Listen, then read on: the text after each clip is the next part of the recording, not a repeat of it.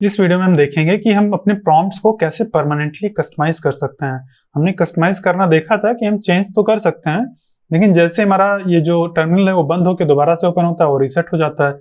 जैसे हमने देखा था कि यहाँ पर हमने example.com पे देखा था कि यहाँ पे अगर कुछ कोड लिखते हैं तो जैसे हमारी वेबसाइट रिफ्रेश होती है तो पूरा कोड हट जाता है और जो डिफॉल्ट बिहेवियर था वो आ जाता है। तो इसको अगर हमें ओवरराइट करना है जावास्क्रिप्ट वाली चीज को, तो हमें कहाँ पे लिखना होगा?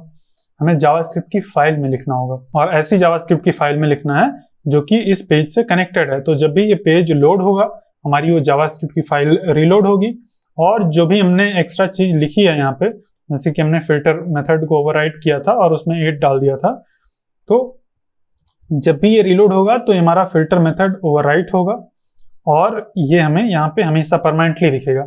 तो वही लॉजिक यहाँ पर भी है। हमें एक ऐसी फाइल में इसको लिखना है जो कि ऑटोमेटिकली रन होती है हमेशा जब जब हम नया टैब ओपन करते हैं, नया अपना बैश टर्मिनल ओपन करते हैं। तो ऐसी फाइल कहाँ मिलेगी, कहाँ रन होती है?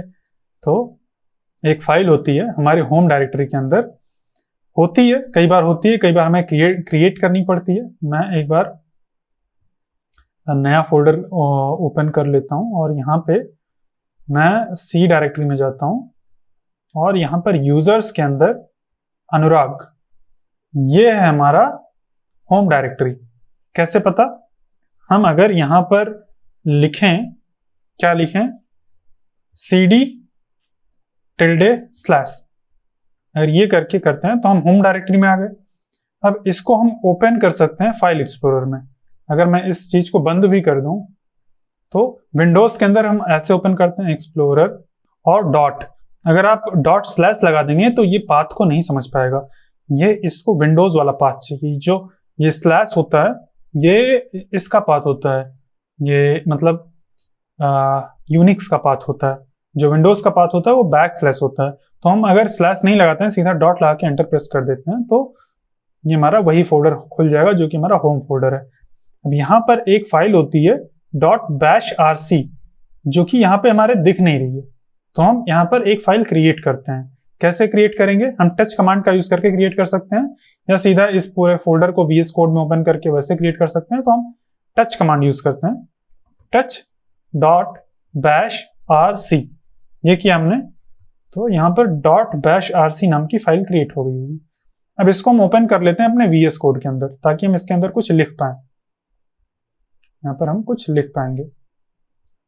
अब ये जो .bashrc फाइल है, इसके अंदर हम कोई भी वेरिएबल क्रिएट कर सकते हैं, मतलब कुछ भी कर सकते हैं। ये जैसे हमने ये पूरा किया था ना, ये चीज हम यहाँ पे लिख सकते हैं।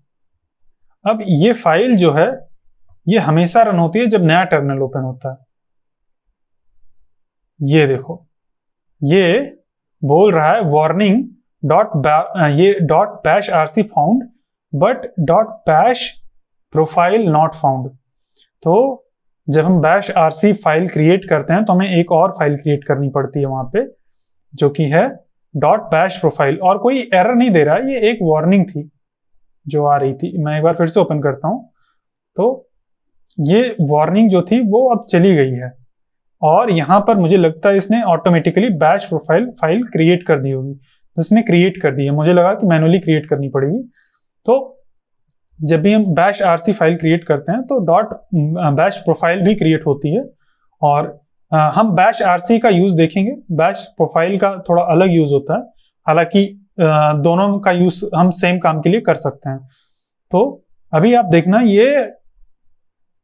ये प्रिंट हो रहा है। हम जब भी नया टर्मिनल ओपन कर रहे हैं तो ओपन होने से पहले ये चीज प्रिंट होके आ रहा है, जो कि हमने bashrc फाइल में लिखा था।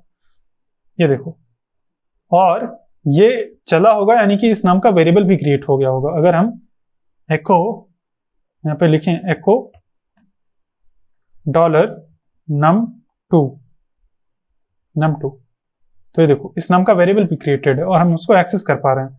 अगर हम num3 करेंगे तो नहीं, ये अवेलेबल है। num3 नाम का कोई वेरिएबल नहीं है, और ये एरर भी नहीं देता है। ये ऐसा है कि ये कोई एरर भी नहीं देता है। अगर हम num36 करें तो भी कोई एरर नहीं दे रहा है। लेकिन अगर हम num3 यहाँ पे वेरिएबल क्रिएट कर दें, num3 में 42 डाल देते हैं, और अब हम num3 एक्सेस करते हैं, और अभी ये नहीं होगा, क्योंकि ये अभी फाइल जैसे हम यहाँ पे चेंज करते हैं ये फाइल अभी रन नहीं होती है। जब जब हम इसको ओपन करते हैं नया टर्मिनल, तब ये फाइल रन होती है। अब ये फाइल रन हो गई है। अब अगर हम num3 यहाँ पे प्रिंट करवाएं, echo num3 ये करके प्रिंट करते हैं, अरे डॉलर लगाना है यहाँ पे, ये तो सीधा एज इट इज प्रिंट हो गया। तो ये देखो 42 प्रिंट होके आ गया, यानी कि ये फाइल रन हुई है। यहाँ पे जो भी वेरिएबल्स थे वो सारे क्रिएट हुए हैं। अब हम क्या कर सकते हैं, यहाँ पर हम पहले लिखते हैं echo और running dot bash rc, bash मैंने लिख दिया, बैश rc, ये हम बैश rc को रन कर रहे हैं। अब अगर मैं नया टर्मिनल ओपन करता हूं तो देखो रनिंग बैश rc लिख के आ रहा है। एक बार हम बैश प्रोफाइल को भी ओपन करते हैं, देखते हैं इसमें क्या होता है। यहाँ पे ऑलरेडी इसने कुछ चीजें लिख दी हैं, इसने ऑलरेडी ऑटोमेटिकली क्रिएट कर दिया और ऑटोमेटिकली इसने लिख दिया है। हम इसमें चाहे तो रिमूव कर सकते हैं, चाहे तो हम यहाँ पे सीधा इसके नीचे लिख सकते हैं running dot bash underscore profile. तो जो बैश प्रोफाइल जो फाइल है ये बैश rc से पहले रन होती है। यहाँ पे अगर हम नया टैब ओपन करें तो देखो बैश rc, अभी आपको लग रहा होगा कि ये तो बैश rc पहले रन हुई है, लेकिन यहाँ पर क्योंकि हम यहाँ पे ये जो बैश rc फाइल है इसको टेस्ट के लिए इंपोर्ट कर रहे हैं, इसीलिए यहाँ पे रन हो रही है।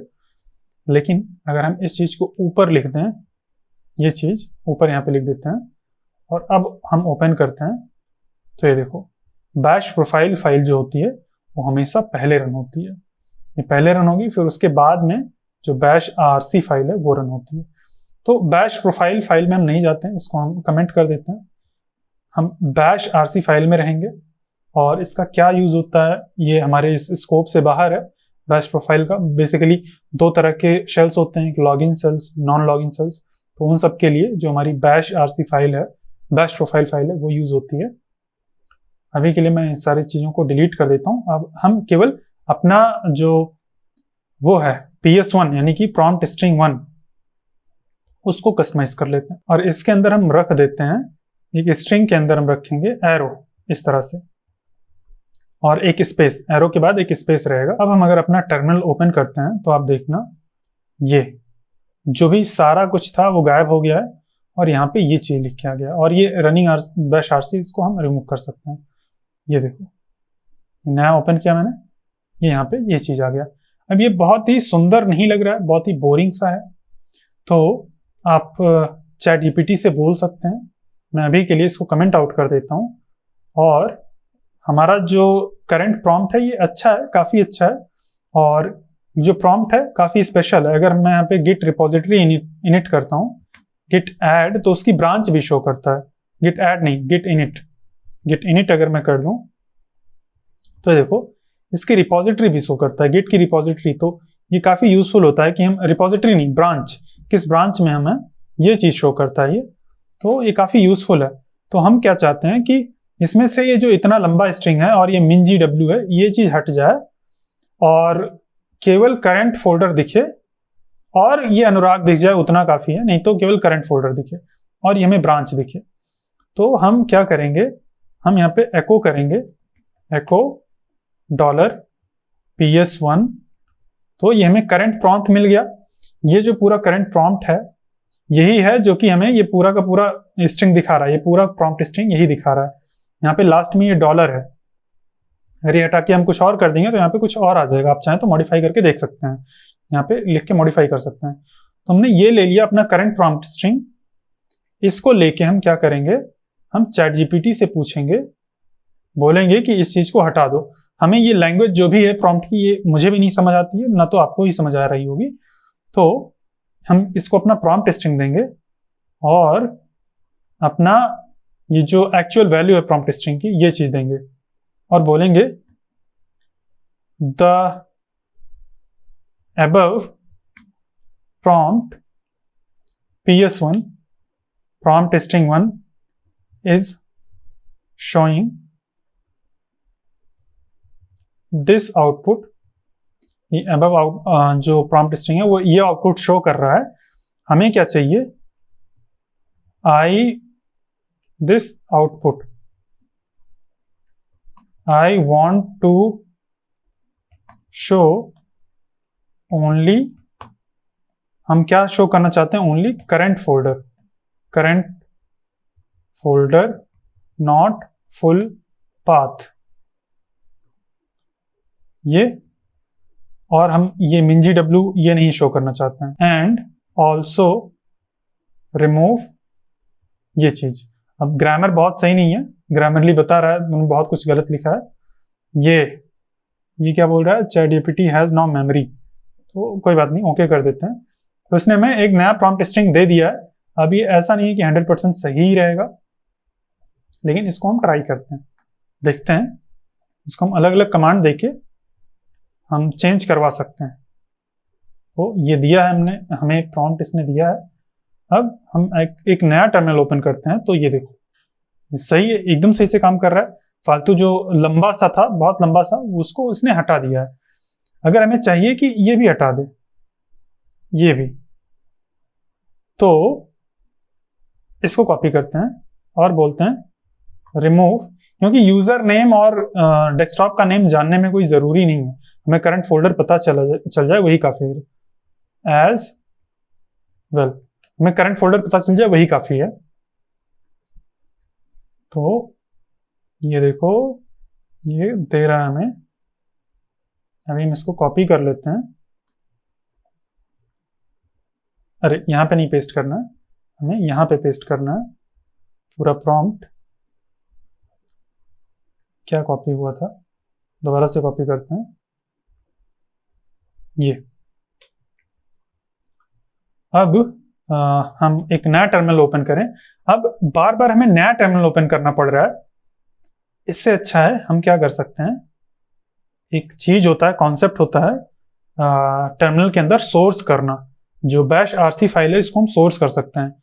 कैसे कर सकते हैं, सोर्स, एक सोर्स कमांड होती है, सोर्स, और फिर हम अपने फाइल का पाथ देंगे। हमारे फाइल का पाथ क्या है, हमारा फाइल का पाथ है ये, होम डायरेक्टरी में है, तो ~/.bash_rc, ये चीज। अगर हम सोर्स कर दें तो आप देखना हमें नया फोल्डर ओपन नहीं करना पड़ा, हमारा प्रॉम्प्ट ऑटोमेटिकली अपडेट हो गया। तो सही है, अपडेट हो गया, काफी सही है। अब ये सोर्स कमांड हम बार बार यूज करेंगे, हम बार बार नया टर्मिनल नहीं ओपन करेंगे। ये सोर्स बहुत ही इंपॉर्टेंट चीज है, इसको याद रखना आप। तो ये हो गया। अभी ये $न्यू लाइन में आ रहा है, हम डॉलर नहीं देखना चाहते हैं, हम चाहते हैं कि एरो रहे। तो हम इसको बोलेंगे remove $, and add arrow character, और फिर उसके बाद में हमें क्या चाहिए, एरो कैरेक्टर चाहिए, and arrow character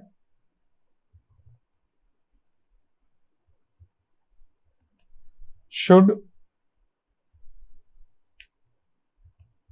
come in the same line, same line में आना चाहिए। नए लाइन में भी, न्यू लाइन में ये प्रिंट होकर आ रहा है। ये जो डॉलर है न्यू लाइन में आ रहा है, हमें सेम लाइन में चाहिए। तो इसने चेंज करके दे दिया, हमें समझने की जरूरत भी नहीं है, हम सीधा इसको कॉपी पेस्ट कर देंगे। क्यों इतना ज्यादा दिमाग लगाएं इसमें, सीधा हम इसको रिप्लेस कर देंगे। अब अगर हम सोर्स करते हैं, ये चीज सोर्स कर लें, तो ये देखो डॉलर हट गया और यहाँ पे एरो आ गया, और हमें इसकी ब्रांच भी दिख रही है। अगर हम इसके पेरेंट फोल्डर में चले जाएं cd./, तो ये ब्रांच दिखना बंद होगी, क्योंकि पेरेंट फोल्डर में कोई गिट रिपोजिटरी है ही नहीं। अगर मैं cd01 ये कर दूं, तो ब्रांच दिखना फिर से शुरू होगी। अब ये आप चाहें तो कोई भी कलर कस्टमाइज कर सकते हैं, जैसे कि ब्रांच का कलर अगर आपको रेड करना है, तो यहाँ पे बोल सकते हैं change branch colour to red and folder colour to yellow. कुछ भी मैं कर रहा हूं, बस मैं आपको दिखाने के लिए कि आप जो भी कलर चाहते हैं वो कलर आप यहाँ पे कस्टमाइज कर सकते हैं। तो वो मैंने कर दिया और यहां पर मैंने रख दिया। अब आप देखना, मैंने कॉपी करके पेस्ट किया, चलो कोई बात नहीं, सोर्स कर लेते हैं एक बार।